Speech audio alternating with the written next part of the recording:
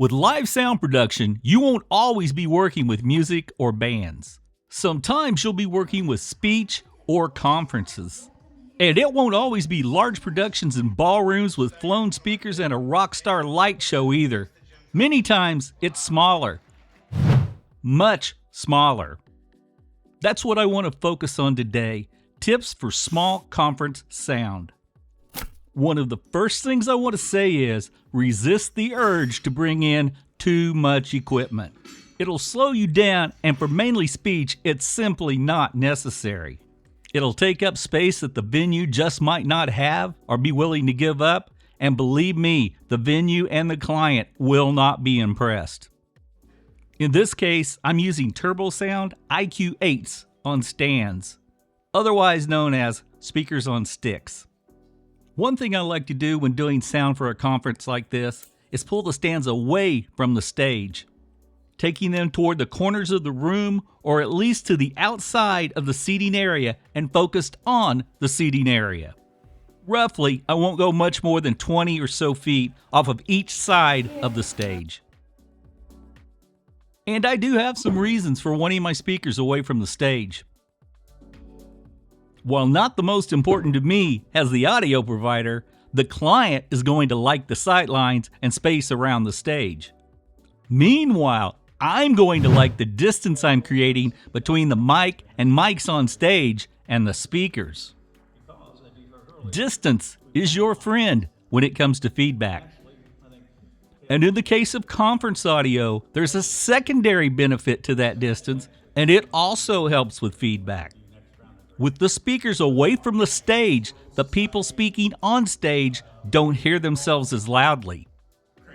That helps to keep them from talking quieter or backing away from the mic thinking they're too loud. All of this is a win-win scenario. This does bring up another point though. Stage monitors. The client is always right, so if they want stage monitors, they get stage monitors. But never provide them just because you can. Make sure they're asked for. Typically, the better they hear themselves on stage, and this includes in any stage monitors, the quieter they will speak. And that's simply not good for front of house. A lot of times when you get a request for stage monitors in this environment, it will be so they can hear cues of some kind, not to hear themselves. As a hard rule, don't guess what goes in the program monitors. Find out.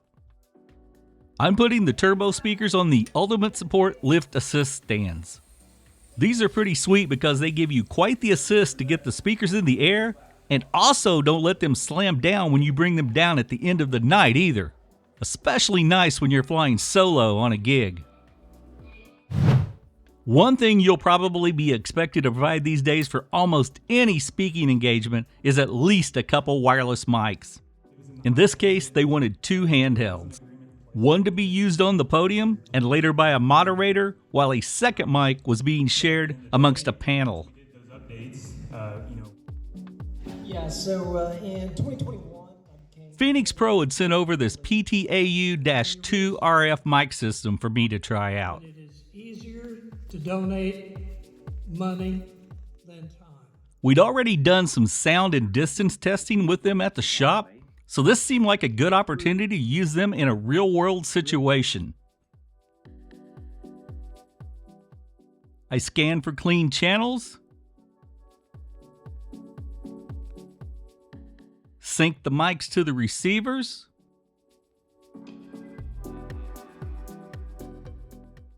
added fresh batteries, and ready to sound check. 1 1, check 1 2. When you're doing an event like this, you can pretty much assume you'll get varying mic techniques and levels. This means gain will be inconsistent and proximity effect will be something to watch out for. As a person gets closer to the mic, bass response increases. That is proximity effect. Therefore, plosives like the pops from peas can also be a problem. You can minimize some of these problems by always engaging your channel's high-pass filter. Secondarily, be ready to roll off lows on the channel strip and put them back closer to 0 on a case-by-case basis. You will almost certainly have to start with slightly more gain than you're maybe used to using for band vocals. These people will be speaking, not singing, and they won't necessarily be close to the mic either. You'll need enough channel gain to account for this. And when you have multiple people of varying experience that will be speaking, prepare to ride their faders. We want everyone to feel comfortable and relaxed. Just some examples here. A couple of years ago, when you look at that space where you guys have built, You say, why am I bringing that up? Because we're talking about Steve. I told him that I would not accept.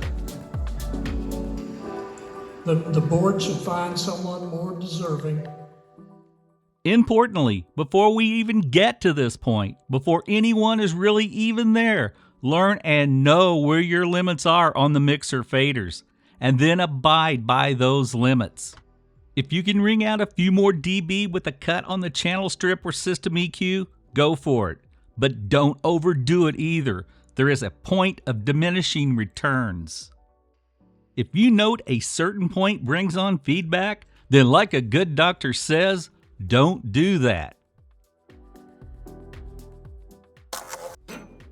You might not think of lows when it comes to production equipment, but one handy thing I found there is this Cobalt portable work table bench, which with the addition of a black table skirt makes a great mixer table / production table.